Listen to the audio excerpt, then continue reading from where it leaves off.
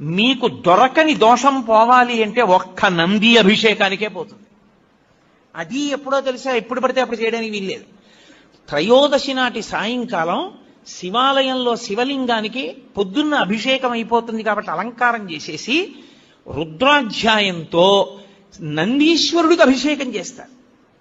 అభిషేకం చేసి నంది మూర్తినంతటినీ కడిగి అలంకారం చేసి చందనం బొట్టు పెట్టి నందీశ్వరుడికి శివలింగానికి ఏకకాలంలో హారతిత్తితే సమస్త దోషములు ఉపశాంతి పొందుతాయి. ఒక్క త్రయోదశి నాడే. ఇక ఇంకొక రోజు లేదు దానికి. దోష నివారణార్థం చేసేటటువంటి అభిషేకం నందీశ్వరుడికి ఉంది ప్రదోష వేళలో. జాతకంలో వచ్చేటటువంటి అంత గొప్ప గొప్ప దోషాల్ని కూడా నివృత్తి చెయ్యగలిగిన శక్తి ఎక్కడ పటమరిస్తుందంటే శివాలయంలో పటమరిస్తుంది.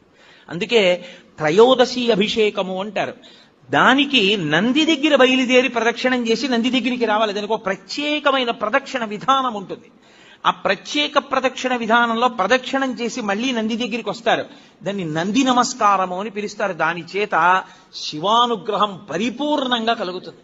తత్తీర్థం తల మీద చల్లితే చాలు.